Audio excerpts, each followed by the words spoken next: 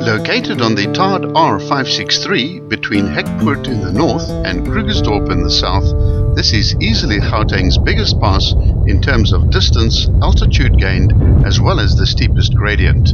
It's well above the national average in terms of length at 9.2 kilometers and offers some steep climbing near the summit at 1 in 10.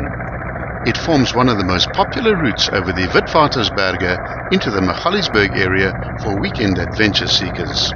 The first 6.7 kilometers of this poort is a very easy scenic drive with a slight gradient of 1 in 35, but things change quite dramatically at that point. First you'll pass a South African police station on the left, followed by the Hekpoort station a little further. The road is straight for the first 1.9 kilometers, then enters an easy S-bend. If you comply with the speed limit restrictions, you'll have no problems here. After the S-bend, the road heads back to its original heading into the south-southeast, and the river is crossed via a concrete bridge, and soon the R96 can be seen heading off to the right. The road then goes into a 40-degree left-hand bend as it follows a cleft in the mountain carved out by the Hekpoort Spruit. Just as the road straightens out, Barton's Folly blockhouse, a relic from the Anglo-Boer War, can be seen below the road above the western bank of the river. The building is still in a remarkably good condition and is well worth a few minutes of your time if you have an interest in history. If an eagle were to fly over the Witwatersberg with the mighty Magaliesberg to the west, it would see an old English blockhouse defending the break in the mountains which De la Rey and his men named Hekpoort. Barton's Folly is an English blockhouse built during the Anglo-Boer War between 1899 and 1902, referred to by the locals as the English War of Aggression.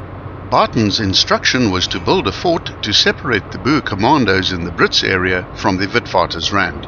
Barton was a career soldier who served in the Gold Coast, the Zulu War of 1876, Egypt and China. After being wounded at Tugela River, he was transferred to Krugersdorp, where he had to face the military genius of De Wet and De la Rey. A little further through the poort, a gravel road heads steeply to the right up the mountain. This is a 4x4 route known as the Crocodile Ramble.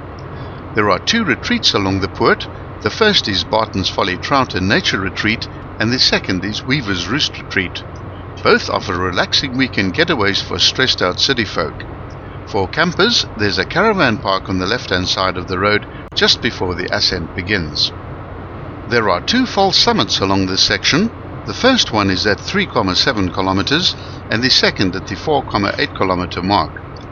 After the second summit, the road drops slightly in altitude and levels off until the 6.7 kilometer point, and then the real climbing begins. Along this final section, the road climbs 196 vertical meters over just under 3 kilometers, producing a steep average gradient of 1 in 14 for this particular section. The pass ends at the summit point of 1,581 meters above sea level at the 9.6 kilometer point.